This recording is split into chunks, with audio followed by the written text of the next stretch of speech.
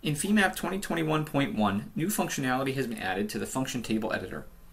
Here I will load a function that has some values from a modal frequency analysis. If I hit send to Excel, the data transfers pretty quickly, and I can see all those values that have come in on the XY columns.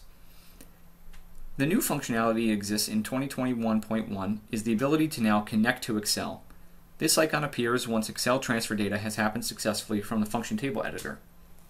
A dialog pops up that shows us we are in live connection mode. Now, I can simply come into my Excel sheet and start making changes. Here, if I make a change, we can see the Y value was updated. If I delete, I can see that the values are updated.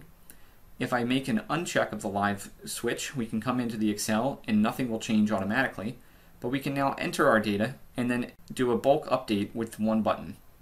Here I'll use an equation to just do a simple multiplication factor of my X values and propagate those down with a double click. I click update and all those values come in very easily into Femap function table editor. So this is great for XY values and for other types of data, stress, strain, time sensitive data and the like. Here's another example where we have results in this model to take a look at a results processing table. So in a similar way, we can create a results table of modal analysis and we can do different kinds of combinations. So a linear combination will take the scale factors of each result set and add them together. In order to maybe organize this better and start manipulating data more quickly, we can send this data to Excel and we can connect to it. Since we're in live connection mode, I can make drop-down changes and it will automatically update in Femap. I can change the title, I can add different set and study IDs, I can change the values, and I can manipulate this in bulk. So here I'll move this over.